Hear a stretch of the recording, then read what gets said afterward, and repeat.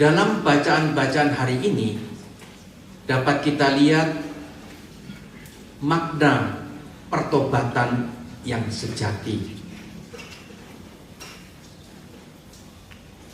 Pertama-tama, bertobat membutuhkan suatu kesadaran bahwa kita adalah orang berdosa. Kalau orang tidak merasa berdosa, dia tidak akan tergerak untuk bertobat.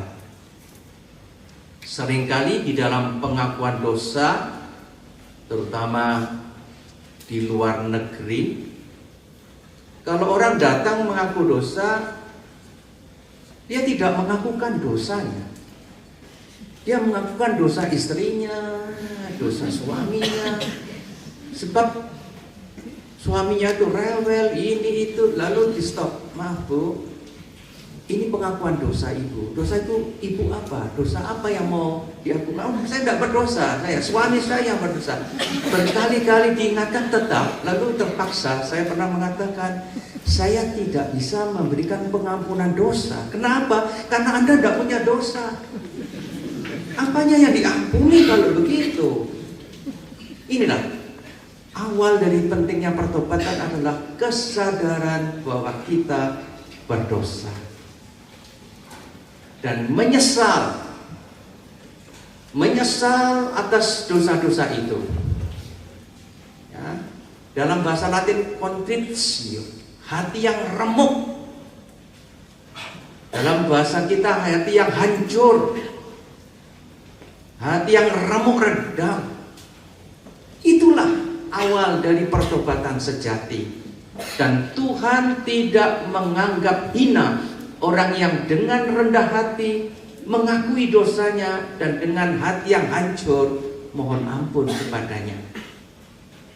Itu nampak dari bacaan Injil. Apa yang saya katakan, orang yang keras kepala, yang tidak merasa membutuhkan pertobatan, yaitu bangsa Yahudi pada zaman Yesus yang sulit bertobat.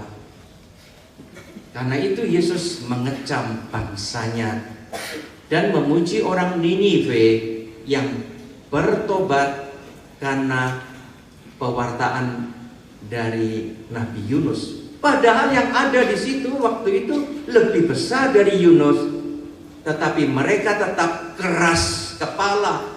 Lebih baik dalam bahasa kita diubah keras hati. Karena hatilah yang keras, hatilah yang menjadi sumber kegiatan, pikiran, perbuatan manusia. Kalau keras, itu sulit disembuhkan. Pertobatan dimulai dengan hati yang dihancurkan, lalu mohon ampun kepada Tuhan. Seperti Niniwe, orang-orang Niniwe bertobat dan mohon ampun kepada Tuhan, maka diampuni. Atau seperti yang dikatakan dalam Mazmur tanggapan dengan ringkas padat.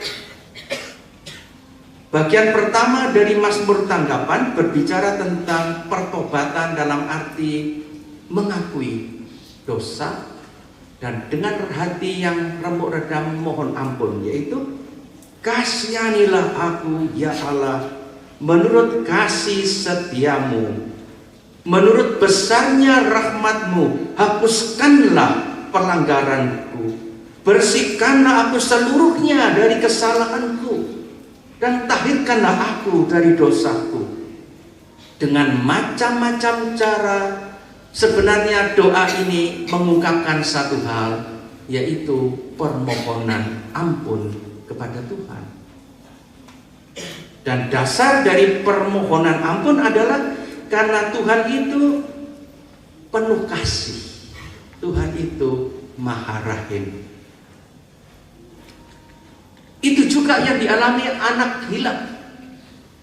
Awal dari penderitaan adalah menyesali perbuatannya. Dia sadar akan dosanya dan memutuskan untuk kembali.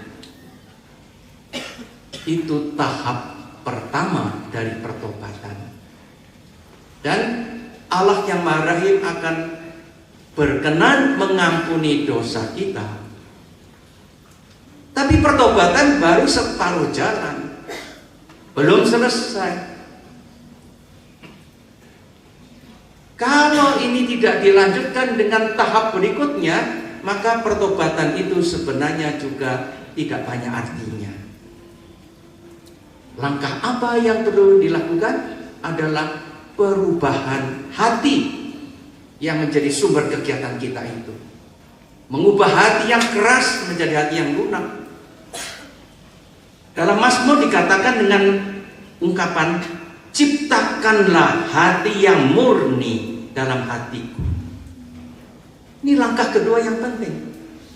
Dosa boleh diampuni, tapi permohonan kedua adalah, Tuhan sembuhkan aku sampai ke akar-akarnya. Oleh karena itu, mari kita berusaha selama tahun jubileum ini, dan khususnya selama masa Prapaskah ini, membina pertobatan yang sejati. Semoga dengan janji-janji doa dari gereja selama tahun jubileum, kita mendapat banyak rahmat dari Tuhan, lebih-lebih rahmat pertobatan yang sejati, bukan pertobatan yang palsu atau pertobatan yang hanya sampingan, pertobatan yang hanya menyangkut tahap pertama dan tidak sampai ke pembaharuan hati, hati yang lebih berkenan kepada Allah. Tuhan memberkati. Amin.